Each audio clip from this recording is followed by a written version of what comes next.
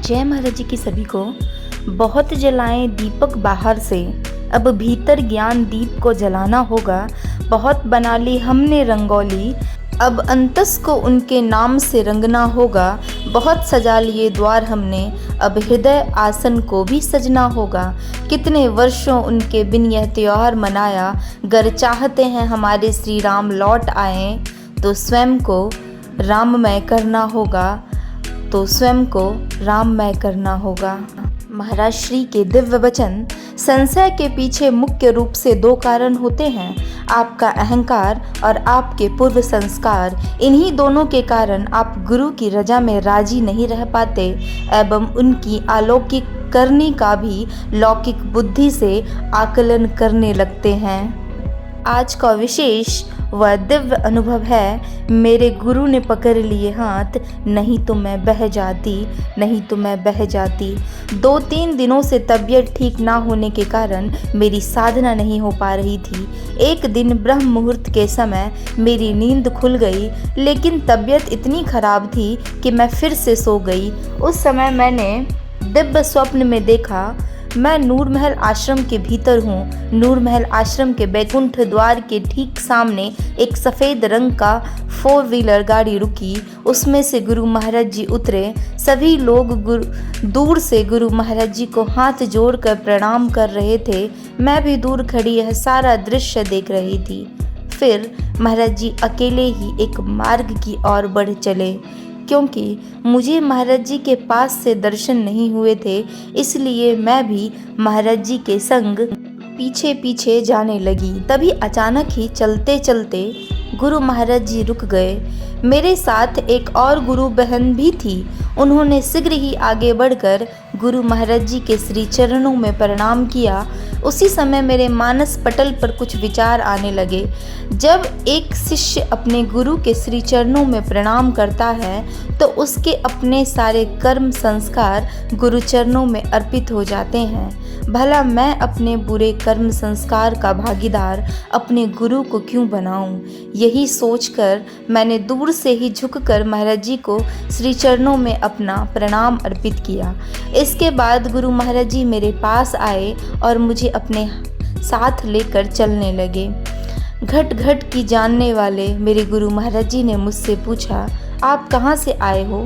मैंने कहा, महाराज जी मैं लातूर महाराष्ट्र से आया हूँ। इस तरह धीरे धीरे मेरे और गुरु महाराज जी के बीच बातचीत आरंभ हो गई। मैंने कहा, महाराज जी हमें एक प्रचारक दीदी ने उन दिव्य पलों के बारे में बताया है जो उन्होंने आपके साथ बिताए हैं। आप किस तरह उन्हें अपने दर्शनों के लिए बुलाते थे और घंटों बिठाकर अपने शिष्यों को आध्यात्म के विषय में समझाया करते थे। महाराज जी मेरी इन बातों को सुनकर खिलखिलाकर हंस दिए। अभी भी मैं एक बच्चे की तरह अपनी माँ गुरु महाराज जी के साथ साथ आगे बढ़ रही थी। अचानक से मेरे अंतर हृदय में एक भजन की कुछ लाइंस गूंजने लगी। मेरे गुरु ने पकड़ लिए हाथ, नहीं तो मैं बह जाती, नहीं तो मैं बह जाती।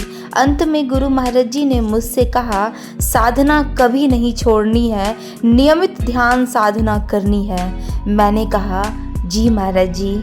आप लोगों को इस अनुभव का मतलब समझ में आ ही गया होगा। महाराज जी हर एक अनुभव के माध्यम से भी हमें यही समझाना चाहते हैं कि हमें नियमित ध्यान साधना करनी है, गुरु महाराज जी की आज्ञा में निरंतर चलना है। और ऐसी ही दिव्य अनुभूति अगर आप लोगों के जीवन में भी घटती है तो दिव्य ज्योति जागृति संस्थान हेल्पलाइन नंबर पे अपने अनुभवों को रजिस्टर जरूर कराएं और डेली के आने वाले अनुभवों को जो आपके मोबाइल फ़ोन्स पे सोशल मीडिया पे आता है उसे आप ज़रूर पढ़ें, क्योंकि प्रत्येक दिन के अनुभवों से हमें कुछ न कुछ सीखने को मिलता है, कुछ न कुछ नई चीज़ें जानने को मिलती है। जय महाराज जी की सभी को।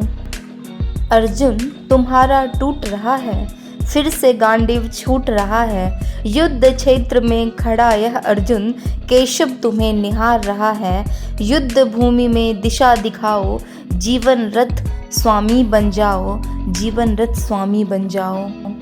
आप लोगों के साथ एक विशेष जानकारी साझा करना चाहूँगी कि भगवान शिव कथा ये जो आने वाले 4 दिसंबर से लेके 10 दिसंबर 2023 तक शाम को 4 बजे से लेके रात्रि 8 बजे तक है। कथा स्थल है रामलीला ग्राउंड, सेक्टर 24, रोहिणी विकास भारती पब्लिक स्कूल के सामने, दिल्ली 110086। संपर्क सूत्र भी इसमें लिखा हुआ है, चाहे तो आप स्क्रीनशॉट ले सकते हैं। यह दिव्य ज्योति जागृति संस्थान द्वारा शिव कथा है। आप भी इसमें ज़रूर हिस्सा लें और अपने रिलेटिव को भी इसमें हिस्सा लेने के लिए बोलें। अगर आप दिल्ली से हैं और दिल्ली से इस वीडियो को देख रहे हैं तो इस कथा में ज़रूर सम्मिलित हो, और जिसको भी इस कथा के बारे में नहीं पता है और जो भी रिलेटिव अगर आपके वहाँ पे दिल्ली में रहते हैं तो प्लीज़ इसके बारे में उन्हें इन्फॉर्म करें। जय महाराज जी की सभी को। Thank you.